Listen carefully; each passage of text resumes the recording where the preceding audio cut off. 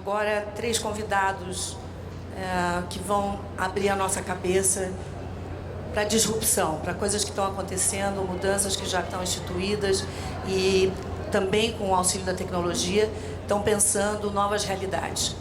Bom, eu vou chamar aqui o Roberto Martini, ele é CEO da Flag, que é, eu vou resumidamente falar, a holding do futuro e que traz o pensamento disruptivo há muito tempo, já trabalha com isso e ele vai nos contar do que se trata. Para mim, esse é um chart que explica muito o que está acontecendo no mundo hoje.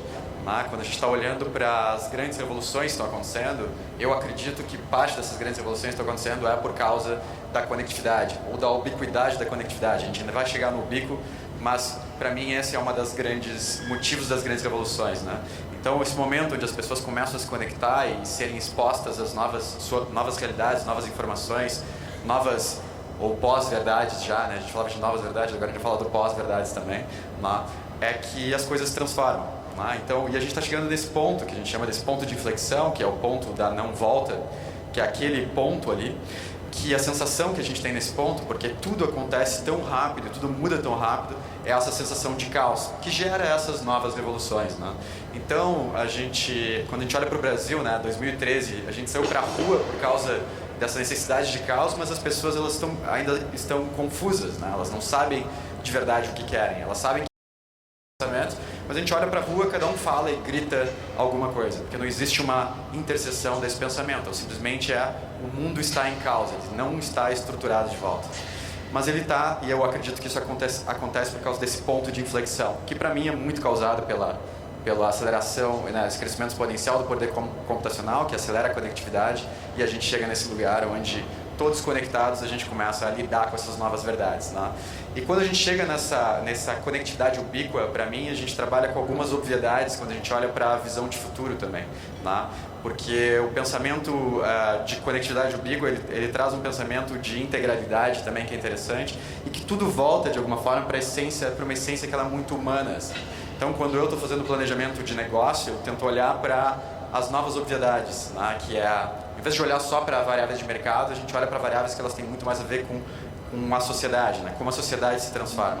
E para mim, algumas novas verdades são, primeiro é óbvio, que a gente nunca vai ter menos tecnologia e com isso a gente nunca vai ter menos conectividade. Então a gente está indo para um crescimento de conectividade mais ubíqua. Depois a gente não vai ter, obviamente, quando a gente está todos conectados, a gente vai para um mundo que ele não vai ser menos transparente. É impossível o mundo ser menos transparente. A gente não tem como um mundo ser menos transparente. E, enfim, a gente está vendo isso em todos os pontos da pirâmide, desde o topo, desde os governos, assim como as empresas, assim como as relações pessoais, assim como tudo é muito mais transparente. Que volta para uma outra relação que é a verdade. Quando a gente tem mais transparência, o mundo não vai ter menos verdade, é impossível ter menos verdade. Então, para mim, essas são as verdades que a gente traz para o pensamento do nosso negócio também. E pensando num mundo totalmente conectado, eu sou de um business que eu caí na comunicação, e a comunicação de alguma forma fala de agência. A agência fala de intermediação, a intermediação de um meio para um meio até chegar em um consumidor. Então a gente tem uma marca que fala com uma agência, que fala com um meio para chegar até um fim. Num mundo que ele é todo conectado, esse é o pior negócio do mundo, que é tu focar em ser o agente e principalmente o agente do intermediário. Então não existe como criar um business model, um modelo de negócio onde tu vai sobreviver em rede simplesmente sendo o agente, porque todo dia nasce alguém tentando cortar um ponto desse node que é a rede, porque quando tu corta o ponto do node, tu recupera um pouco do valor daquele node também naquele momento. Então, um pouco das coisas que a gente fez foi isso, e isso acabou criando essa holding que são dessas 21 empresas aí, Eu vou mostrar alguns trabalhos só, porque eu acho que vocês vão começar a entender um pouco do jeito que a gente pensa. É pouco tempo para explicar o todo, Mas eu acho que aqui pode trazer algumas discussões, Primeiro tem um filme que é da agência, que é da Cubo, que explica um pouco. O mais importante é a parte conceitual do filme, não os trabalhos que estão por trás, mas a mensagem, o discurso,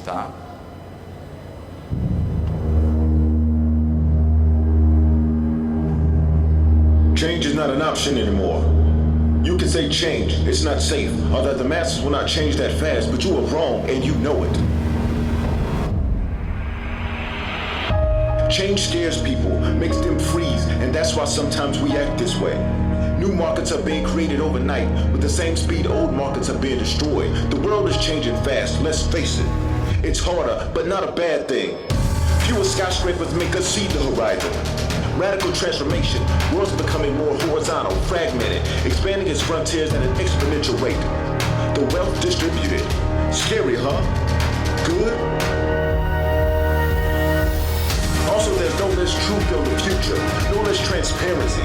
Don't tell me you are fighting against the lack of privacy. Really? Even though some people believe we are on the wrong path, we are not. We are wiring the world's new minds, and together we are becoming more conscious. Everyone's frequency, just one pulse. You know what? We are not going to have less change. We are not going to change slowly, and we are not going to be less conscious. A wider mindset. Adaptation is the new normal mode. So be ready. Accept, adapt, act. That's what we are doing. And that's what we are trying to do for ourselves, our partners, and for the community that surrounds us, one day after another. Translating the new and different layers of the present, sharing tools, paths, and ideas, opening the API of our mind structure, hacking semantics, creating relevant messages, products, services for a world where truth is measured. It's Marshall. Raising our flag for something new, aligned with the world we want to live in, helping everyone to adapt and thrive in order to assist the future, declaring the end of an era. Então isso é só um pouco do que estava por trás, são trabalhos que a agência faz, mas eu acho que o mais importante era a síntese da mensagem, tá? Passando adiante aqui, tem um trabalho que a gente fez também, que era, tipo, imagina que hoje, quando a gente está fazendo comunicação, a gente está olhando para consumidor, a gente cria clusterização de consumidor, não é porque existe clusterização de consumidor, é porque a nossa máquina, o nosso cérebro não é capaz de processar comportamento individual. Só que no momento que a gente tem tecnologia por trás, a gente consegue perceber as individualidades. E a gente começa a usar a tecnologia para conseguir construir mensagens individuais e não mais mensagens focadas em clusters, tá? Então esse é um projeto que é a primeira vez que isso aconteceu no mundo, na verdade. Foi um projeto que ao invés de um filme para lançar o projeto, a gente criou uma máquina que ela criou 100 mil filmes diferentes baseados no comportamento do usuário. Então a gente fez um filme que era um filme de 1 hora e depois a gente fez uma máquina que cortava esse filme, cortava as cenas desse filme e encaixava as cenas de acordo com o perfil do usuário, renderizava esse filme e entregava para o cara que tinha mais a ver com aquele perfil daquele filme, de certa forma. Então, o perfil do cara alimentava a máquina alimentava de volta, respondia, a máquina aprendia com aquela exposição, criava de novo, estava expressando para outro cara. E, teoricamente, a máquina que a gente criou, ela é capaz de criar, nesse projeto, 7 filmes diferentes. Só que a gente teve um problema de tecnologia que a máquina de distribuir não conseguia distribuir os 7 trilhões. Então a gente só conseguiu distribuir 100 mil. Mas o que vai acontecer de verdade é que as narrativas super bem produzidas vão ser também construídas num nível de personalização super grande, tá? Então aqui eu vou mostrar só um dos filmes que foi criado pela máquina para mostrar esse projeto, tá? Eu nem vou explicar o que é o projeto, a parte mais interessante eu acho que é mais a construção, tá? Isso aqui é o filme que a máquina editou, tá?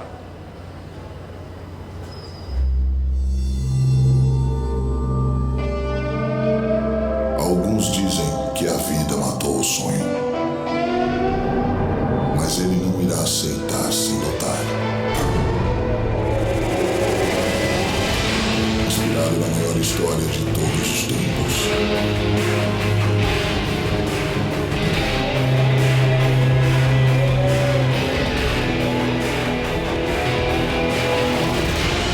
O roteirista indicado ao Emmy, Felipe Braga. Estrelando Luísa Moraes. House of Wax apresenta Romeo Reboot. Quando o destino morre, um novo homem nasce. Assista agora. E o interessante é que o resultado, a gente nunca teve tanto resultado de visualização em filme. E no final do dia, eu era o diretor criativo desse projeto. Obviamente eu não conseguia aprovar o filme no final. Eram 100 mil filmes diferentes. Então eu aprovava o filme maior e eu acreditava que a máquina ia fazer um trabalho muito melhor que o meu, né? Então no final do dia ela acabou sem dúvida fazendo, né? Aqui foi um projeto que a gente acabou de fazer. A gente é parceiro do MIT, tá? A gente acabou de fazer um trabalho numa conferência chamada Hacking Arts no MIT, que a gente fez uma experiência de VR, de realidade virtual cognitiva, né? E que no final mistura, né, realidade virtual, realidade mista e cognição, né? Então, aqui vocês vão entender um pouquinho. Aperta para passar o filme aí para mim.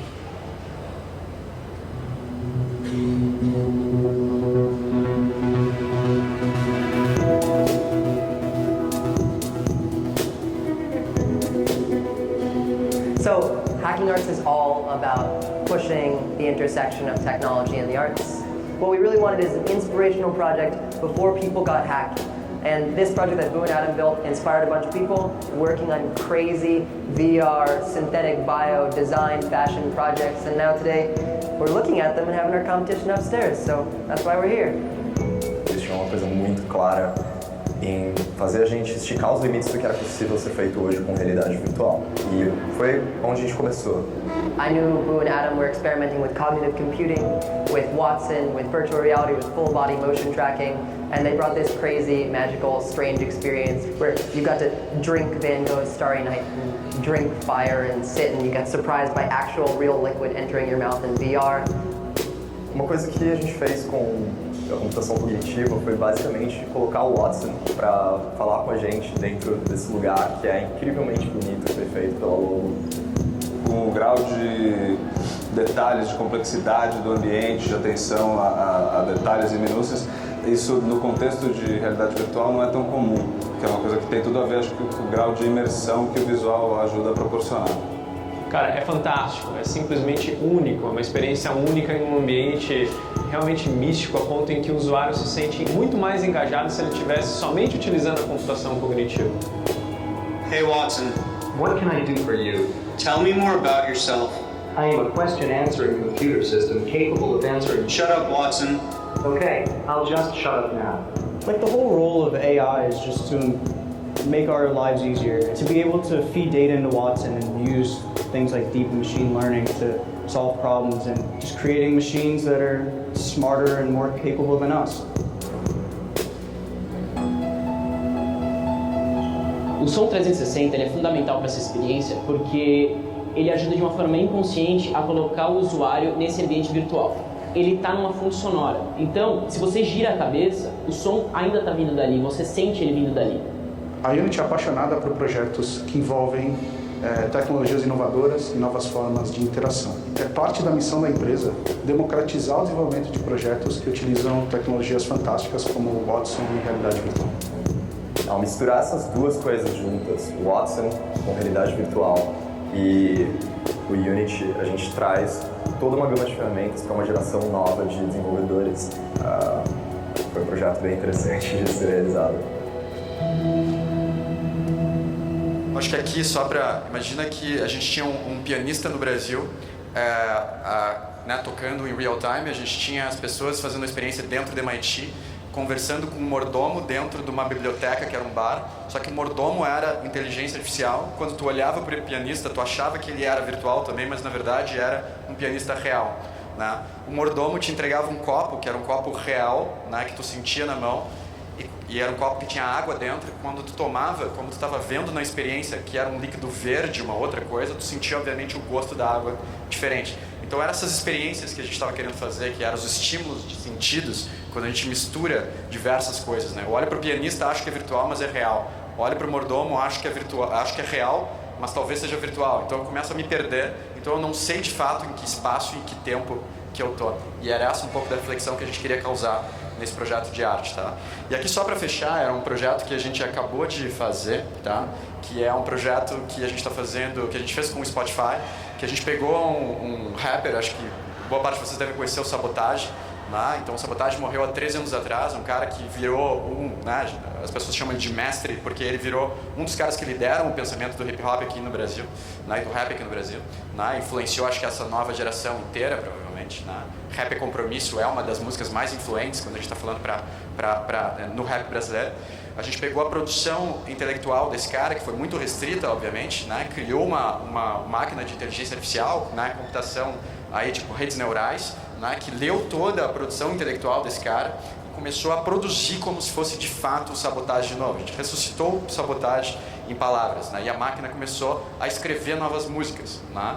E nisso a gente criou um grupo, que era um grupo feito pela família, por um outro grupo que era o RZO, que foi o primeiro parceiro musical desse cara, que começaram a construir uma música nova em parceria com Sabotagem, que não está mais aqui, que estava sendo expressado por essa máquina.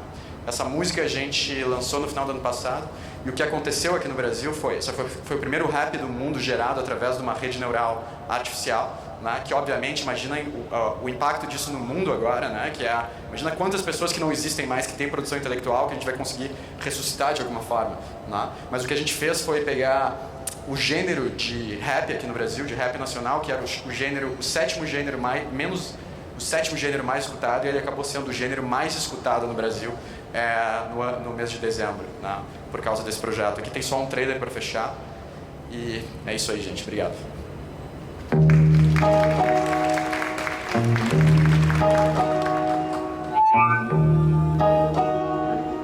Fim. Não, isso é só o começo.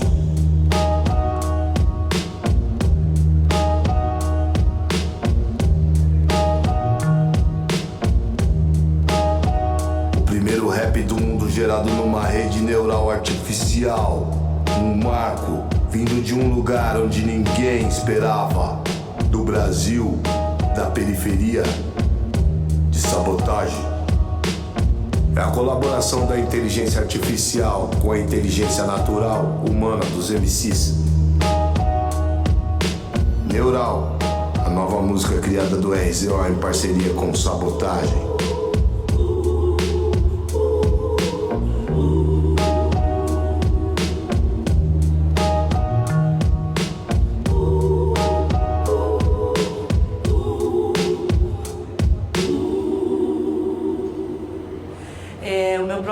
Nosso próximo convidado é o Caio Túlio Costa. Ele é o fundador da Torabit.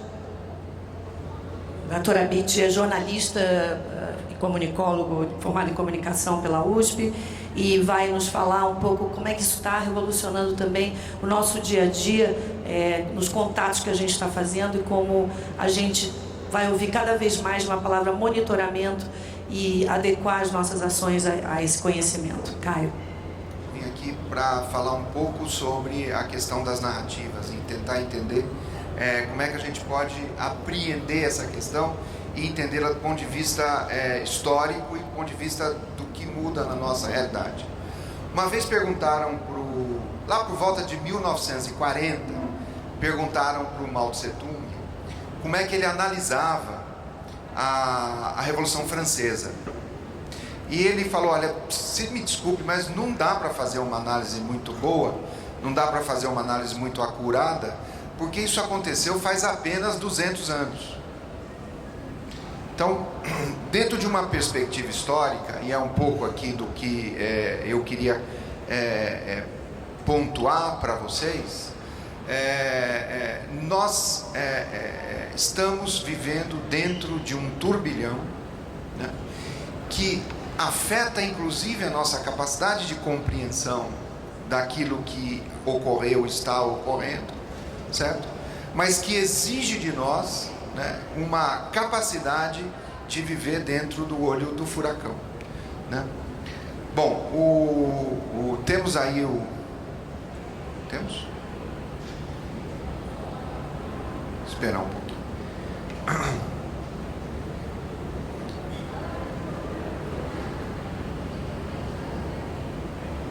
Eu queria mostrar para... Pode mais um? Cadê o coisinho aqui? Tá. Tem uma pintura muito famosa de um espanhol que se chama Velázquez, que eu acho que todo mundo conhece. E o Velázquez pintou um quadro que ele chamou de As Meninas, né? Se vocês olharem bem o quadro, vocês vão ver que essa pessoa que está aqui, né, do lado esquerdo do quadro, é o próprio pintor na frente de uma tela, certo? Que ele está pintando essa tela. Ao mesmo tempo, ele está olhando fixamente para o lugar da onde nós estamos, para mim, certo? No caso, ele estava olhando para o rei e para a rainha, que vocês podem ver lá no fundo no espelho. No centro do quadro tem um espelho. Ali tem uma porta aberta onde entra um pouco de luz, onde está o mordomo saindo. E aqui está a infanta, que é a filha do rei e da rainha, Filipe IV da Espanha, certo? Mais um anão, um cachorro, um mastim real, né? Duas assistentes ali e uma amiga da infanta. Então, o que eles estão assistindo ou participando, né, da pintura do quadro no qual o artista está retratando o rei e a rainha, que nós só vemos no espelho lá atrás. Esse quadro, evidentemente que existem alguns quadros, inclusive holandeses, de artistas se pintando enquanto executam o ato de pintar, né? Mas esse quadro representa um enorme salto na história da arte, um enorme salto na narrativa da pintura, certo? Por quê? Porque até então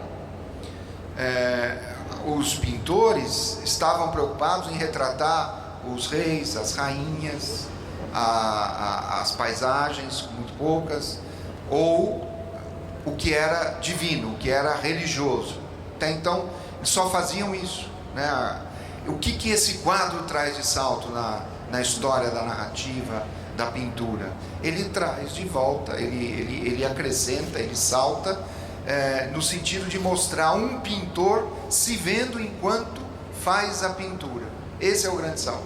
Então aqui nós temos um salto fantástico na história da arte, né? E aí, quando a gente vai para frente, vocês vão ver que um outro salto fantástico na história da pintura foi quando o Cézanne, por exemplo, como é que chama a menina que me antecedeu aqui?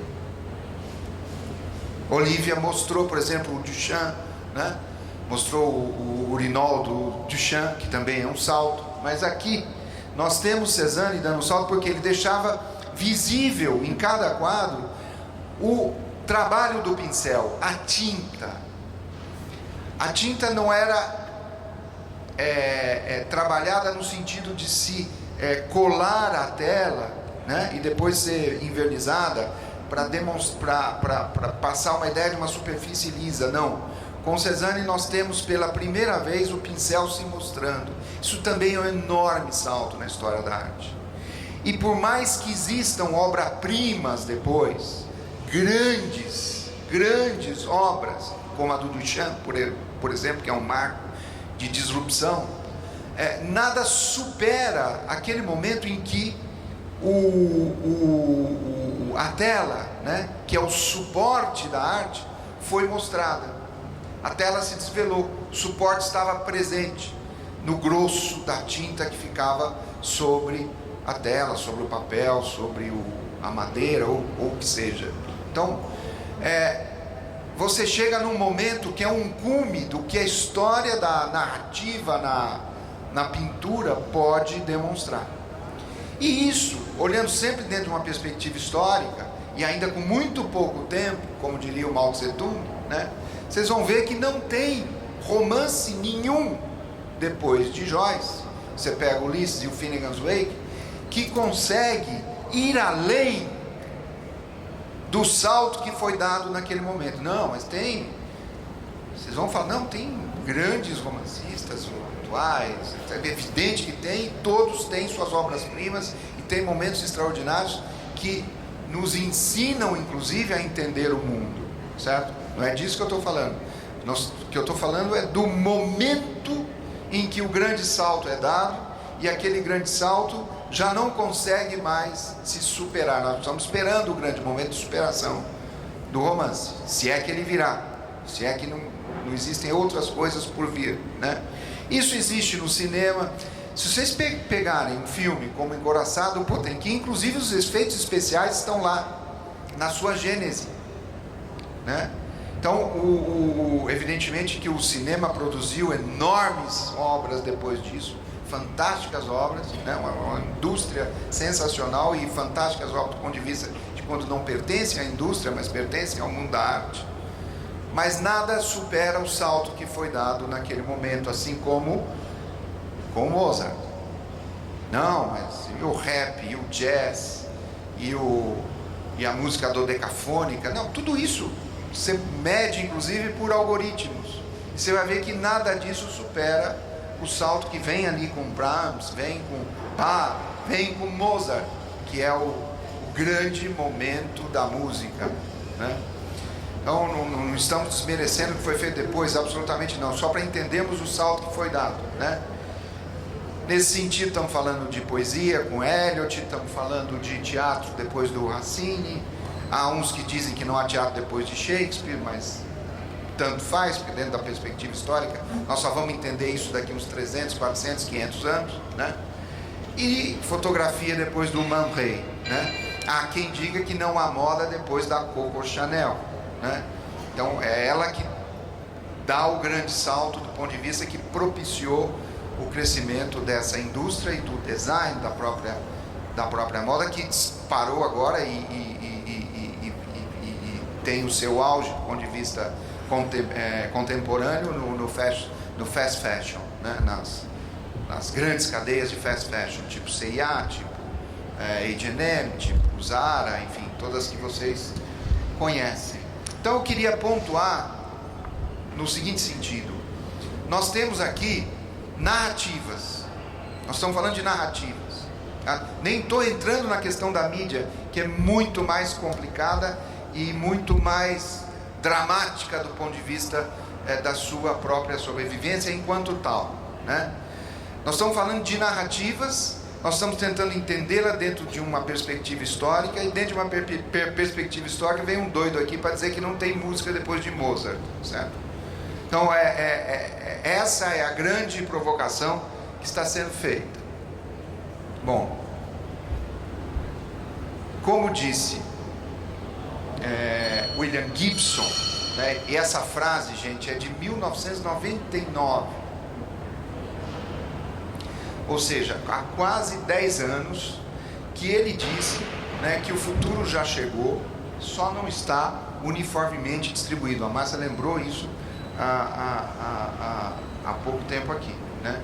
A Graça lembrou, faz pouquinho tempo, faz alguns minutos, né? Nós estamos vivendo e contribuindo para uma nova forma de narrativa, para uma nova narrativa que a gente não tem ainda muita certeza e não sabemos o que é.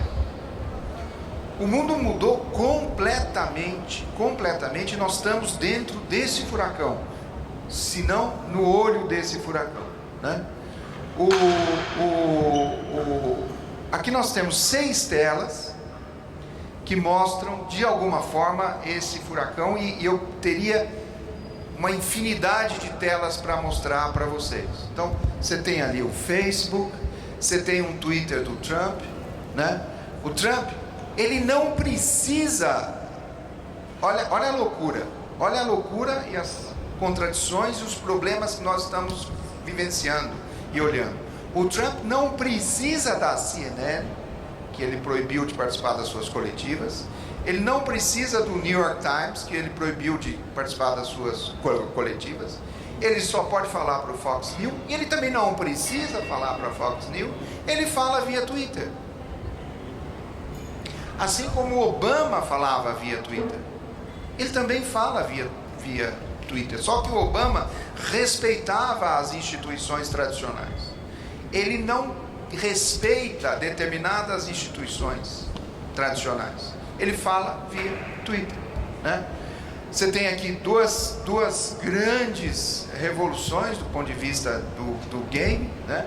O Minecraft, o Pokémon já é uma possibilidade de vocês usarem a realidade virtual para jogar, para usar o seu celular e estar dentro dessa realidade virtual, né? Ao caçar o Pokémon em qualquer lugar e achar aquilo no meio da foto, da imagem que você está vendo real no seu próprio celular, né? Você tem o WhatsApp, que permite a colaboração, que é se o telefone celular é uma disrupção em relação à telefonia fixa, certo? O WhatsApp é uma disrupção em relação ao próprio telefone celular. Quer dizer, a indústria da telecomunicação vai vendo uma disrupção em cima da outra e tentando trabalhar, né, e conseguir sobreviver dentro dessas disrupções, né? Você tem o BuzzFeed, que é uma disrupção do ponto de vista da mídia, né? Ela é uma ideia nova, é um produto que não tem ativos, do ponto de vista que a mídia tradicional tem, não tem impressora, não tem prédio, só tem servidores, mesmo assim não são dele, está tudo em rede, e ele sobrevive só com propaganda que a gente chama de native advertising, de propaganda nativa, que é aquela propaganda que não se apresenta enquanto propaganda tradicional, mas usa narrativas do jornalismo nativo, jornalismo tradicional, né? É assim que ele sobrevive e nos leva ao entendimento, à compreensão e à necessidade de compreender o que está acontecendo, que é aquele grande acontecimento disruptivo que coloca todos nós como capazes de fazer e de sermos agentes das narrativas, né?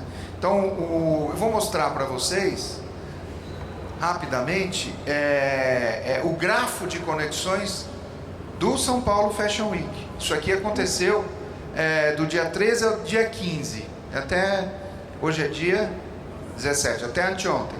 Então foi segunda, terça e quarta, certo?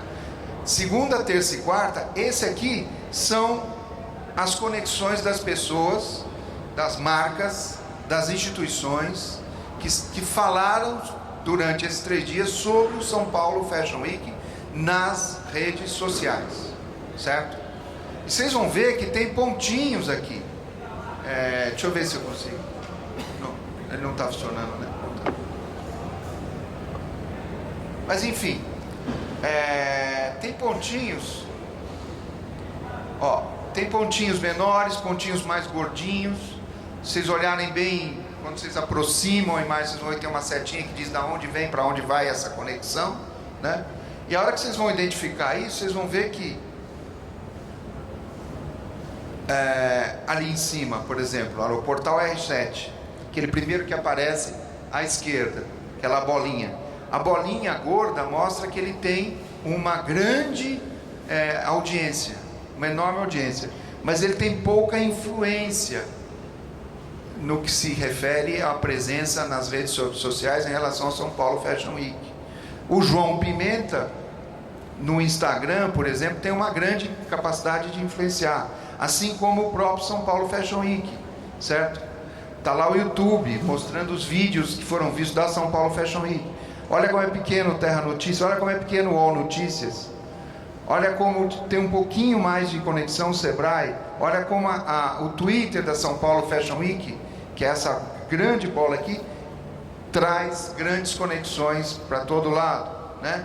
Olha como a Ana Paula Renault, do Big Blogger, tem grande capacidade de influência e grande capacidade de criar conexões. Olha como é pequena a capacidade de conexões que um veículo tradicional como o Estadão tem, e por aí vai. Se você for aumentando isso aí, você vai entendendo um pouco melhor essas conexões. Mas o que eu quero provocar, o que eu quero dizer a vocês? Quero dizer o seguinte: do ponto de vista das narrativas, o que nós antes víamos como encaixados em caixas separadas, em gavetas separadas, em maneiras de fazer separadas, hoje elas se misturam completamente.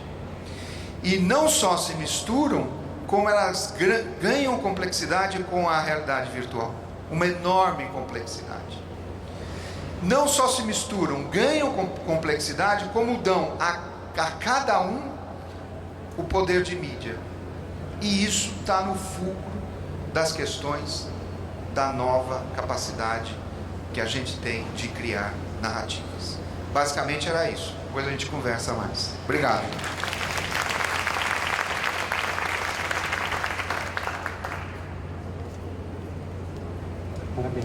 Então, não sei se é pra gente ficar com medo.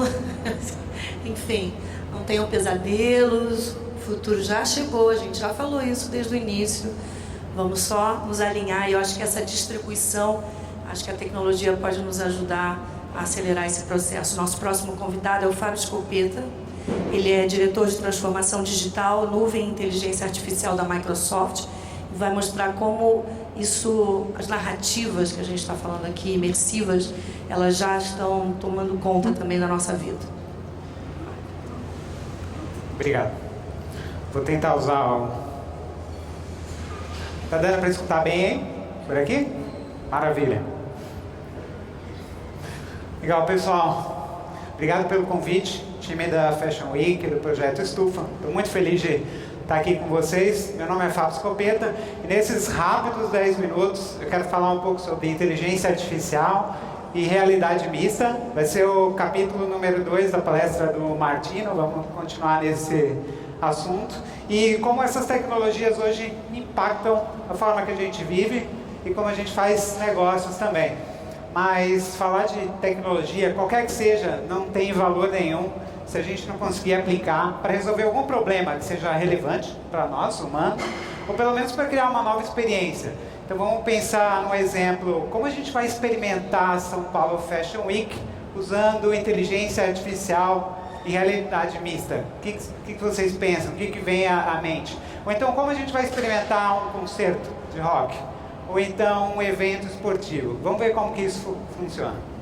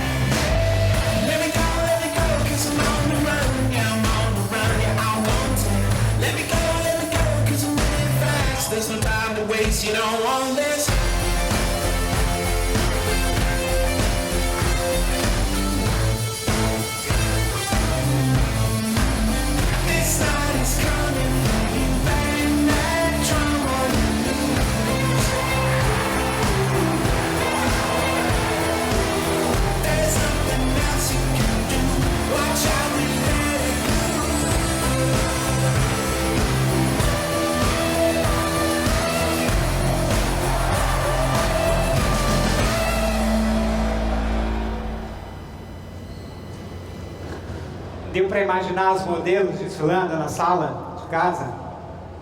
Há alguns anos atrás eu ia adorar a Gisele Bündchen quebrando a parede da minha sala e entrando da mesma forma que aquele jogador de futebol. Mas o fato é que a gente está vivendo um momento muito interessante em relação à tecnologia e humanos e como a gente interage um com o outro. Por um lado, a gente tem máquinas se comunicando conosco de forma mais natural, entendendo como eu falo, entendendo o conteúdo das minhas imagens, dos meus vídeos, se comunicando comigo da mesma forma que eu me comunico com outros humanos, de forma mais natural. Por outro lado, a gente tem os humanos fazendo uso de dispositivos que na verdade são computadores para ampliar os nossos sentidos e realizar mais, ou ter experiências diferentes. Então, olha só. Por um lado, as máquinas se aproximam de nós e, por outro, a gente acaba se aproximando delas. Num movimento quase de simbiose. Pensem nisso. Mas o importante no tempo que a gente tem é que isso, e o Martino também falou, não é uma visão de futuro.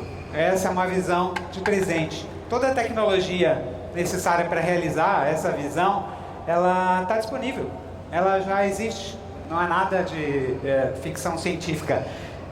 Mas eu acho que o ponto fundamental, então, vira como democratizar essa tecnologia, como colocar ela à disposição de cada um aqui nessa sala para os seus negócios ou para a sua vida pessoal.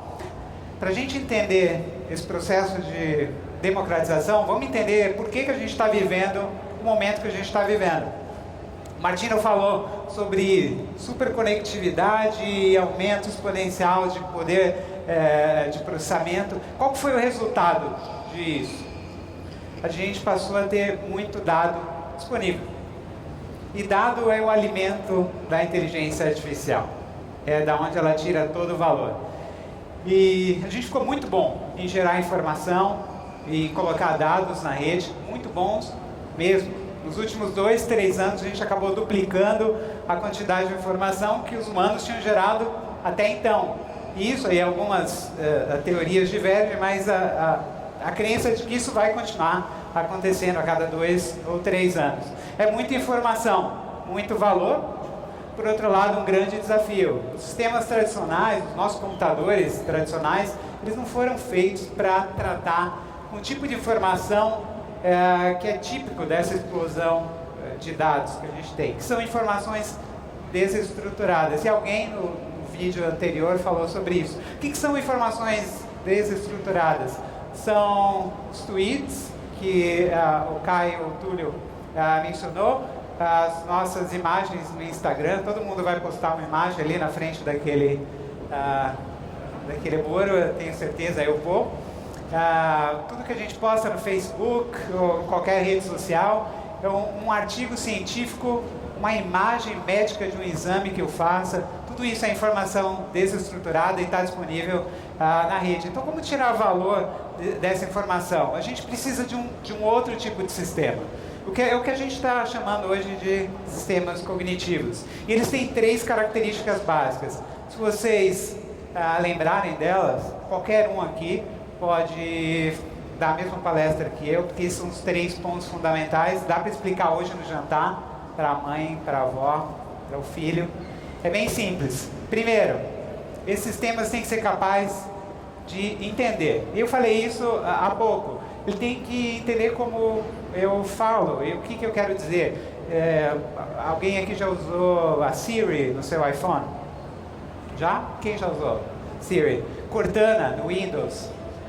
Google Now. Esses são sistemas, agentes inteligentes que entendem o que você fala. Mas mais do que isso, entender as minhas imagens, os meus vídeos, o som que eu gravo.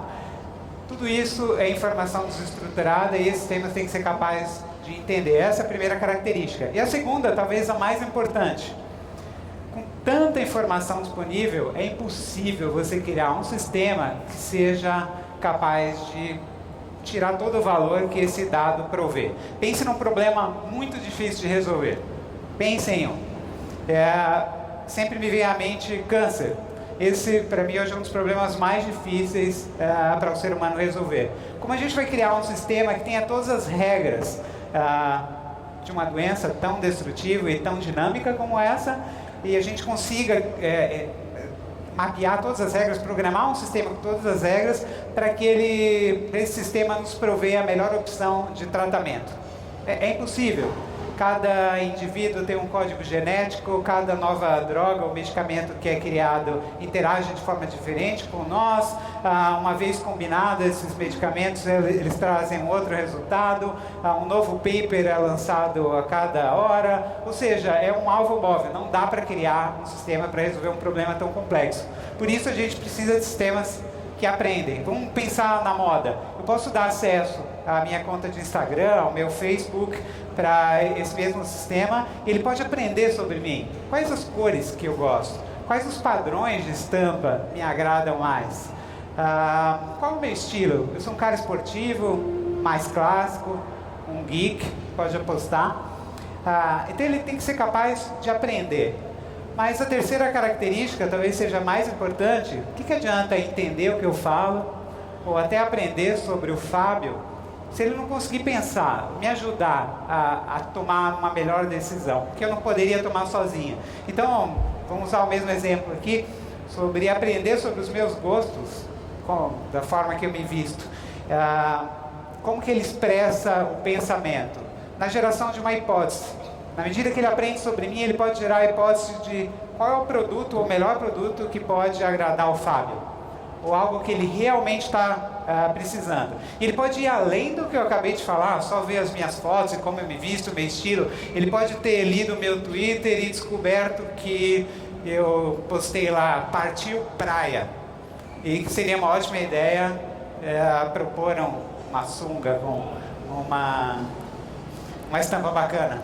Ou então eu posso ter colocado a foto de um recém-nascido e com isso o sistema passa a me indicar produtos típicos para um novo pai.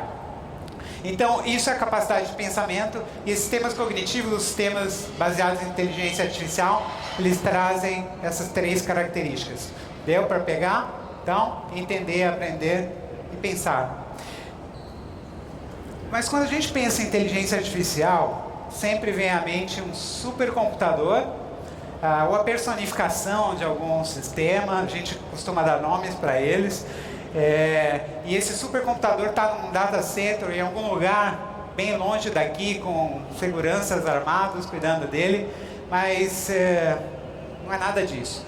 Hoje a tecnologia está disponível na nuvem. Qualquer um de vocês pode sair daqui, dessa palestra, e criar uma app usando a mesma tecnologia de reconhecimento de face que o Uber usa para identificar seus motoristas ou seus usuários. Isso é democratização da informação. Vocês podem usar a mesma tecnologia de uma grande companhia. Como que a gente disponibiliza essa tecnologia? Na forma de APIs. E o que são APIs? Pensem em pequenos programas que sabem resolver um determinado problema. Um programa que sabe identificar objetos numa imagem, ou que consegue entender o que eu estou falando aqui e transcrever para texto. Isso são problemas que a API geralmente resolve. Então você hoje pode ir na nuvem, numa plataforma como a Azure. A Azure é a plataforma da Microsoft. E lá você tem sistemas, serviços cognitivos que fazem uma série de tarefas, ou que realizam uma série de tarefas. Vocês podem usar nas suas próprias empresas, ou mesmo criar algo para a sua vida pessoal. Eu vou trazer um exemplo, já que a gente está falando de imagem. A gente fez uma brincadeira e criamos colocamos no website. Qualquer um de vocês pode fazer esses testes depois. Então a gente está usando 3 APIs. E pensem em APIs como uma caixa de Lego, em que vocês podem usar as tecnologias que as grandes empresas disponibilizam para criar a sua própria inovação, ou para dar vazão à sua criatividade. Então a gente fez aqui uma brincadeira, a gente chama ela de Caption Bot, e ela usa 3 APIs. A primeira é aquela que identifica objetos numa imagem. A segunda é uma API que entende linguagem natural, para que ela possa me descrever o que ela está vendo. E finalmente uma API que entende a emoção das pessoas que ela eventualmente encontrar na foto. Eu peguei uma foto aqui, já que o Túlio falou do Trump. Vamos ver o que qualquer um de vocês pode ir lá, captionbot.ai. Na internet vocês podem testar com suas fotos. Essa API está mais treinada com celebridades americanas. É mais fácil ela saber o nome das pessoas de lá. Mas se ela não souber o nome, ela sabe o sexo, a idade. Eu vou falar um pouco mais disso daqui a pouco. Então, se eu colocar essa foto do Trump lá, ela vai me trazer a seguinte informação. Eu acho que é o Donald Trump. Ele está vestindo um paletó, uma gravata e tem uma carinha, e ele parece sério. Então note, além de identificar o que está acontecendo ali, ele identifica a emoção do Trump. Vamos complicar um pouco, é fácil identificar o Trump, ele está sempre sério também, né? Mesmo quando ele ri, ele está sério. Game of Thrones, está chegando a nova temporada. Essa não é uma foto trivial. Um monte de mãos flutuando. Não é fácil para a gente saber. Para quem assistiu o episódio, a Khaleesi estava super feliz ali no meio de uma multidão. Mas para uma API que só tem essa imagem não é muito fácil. Vamos ver o que ela descobre. Eu acho que a Emilia Clarke está na frente de uma multidão e ela parece feliz. Note que a atriz nem está com a expressão muito aberta. Olha o poder hoje dos sistemas cognitivos. É muito próximo da percepção humana. Vamos complicar um pouquinho mais? Quem gosta de Breaking Bad aqui? Essa é uma foto difícil. Primeiro, os humanos nem se vestem desse jeito. Então, o que quer que a API usou para aprender sobre imagem, definitivamente não foi os humanos vestindo uma roupa de quem trabalha num laboratório de metanfetamina. Não é nem um trabalho muito usual. Essas máscaras também na cabeça, né, parece que são ETs. Enfim, vamos ver o que ela descobre. Eu não estou muito confiante. Isso é importante para a gente falar aqui. Esses sistemas, eles têm noção do grau de confiança quando eles são perguntados alguma coisa. Como essa imagem é muito difícil, ela está desconfiada. E por que isso é importante? Pense que vocês estão criando um aplicativo que converse com o seu cliente. Caso o assunto que o cliente levantou seja muito complicado, ou o sistema ainda não aprendeu, não sabe ao certo, não tem certeza do que responder, é melhor que um ser humano pegue aquela chamada ou converse eventualmente com o seu cliente. Então, por isso é importante, essa aplicação é real para o grau de confiança, saber o grau de confiança. E ela descobre o seguinte: eu não estou muito confiante, mas eu acho que é o Aaron Paul, de fato é, o Bryan Cranston também. Eles estão comendo, nem dá para ver direito, mas tem uns nachos ali. Eles estão comendo alguma comida e um parece admirado, que é o caso aqui do Jess, e outro parece sério. Então, esse é um exemplo bem prático e bem bobo de como uma API funciona. É óbvio que por trás dessa API tem redes neurais que foram treinadas nessas imagens. E ela pode trazer muito mais, isso é uma de dezenas de APIs, e ela pode trazer muito mais. Imagine que você cria um totem numa loja que você tenha, e aí quando a pessoa chega, a API identifica que é um homem, a idade, qual é o estilo, e você possa já personalizar o tratamento daquela pessoa. Ou mesmo, imagine que você tenha fotos dentro da sua plataforma, do seu website, você pode checar, a API é capaz de saber se o conteúdo é adulto, ou se tem uma chance de ter um conteúdo racista lá. Ou seja, tem bastante poder. E por que eu estou falando isso? Porque a tecnologia que antes estava disponível para as grandes empresas usarem em nossos produtos, e de fato usamos no Skype, que traduz simultaneamente, no Office, na Cortana, que fala com vocês no Windows. Tudo que a gente faz, a gente coloca inteligência artificial. Mas mais importante é que o que quer que antes a gente usava para os nossos produtos, hoje pode serem usados por todos vocês. E finalmente, para terminar, eu trouxe o assunto de bots porque virou super moda, é o hype da tecnologia. Então, o que são bots? Bots hoje virou a forma mais popular da expressão da inteligência artificial. Toda marca, toda empresa hoje pensa em ter algum bot que aprende sobre seus produtos e seja capaz de interagir com seus clientes. Mas bots são nada mais do que as novas apps, as apps do futuro. Então, hoje, se você pensa em uma app para algum determinado uso, você pode pensar em um bot. A diferença é que o bot ele tem um conceito conversacional. Quando a gente pensava em inteligência artificial, há umas 2 décadas, principalmente alimentado pelo imaginário de Hollywood, essa era a imagem que vinha à mente, né? Terminator, Matrix, as máquinas achando que é uma ótima ideia destruir a humanidade, qualquer que seja a razão. Mas a imagem que hoje começa a se materializar é muito mais parecida com essa que a Disney usou, do Big Hero, em que sistemas cognitivos aprendem sobre um determinado assunto, nesse caso, por exemplo, saúde. Eles ajudam a gente a tomar as melhores decisões para os nossos negócios e para que a gente viva melhor. Muito obrigado.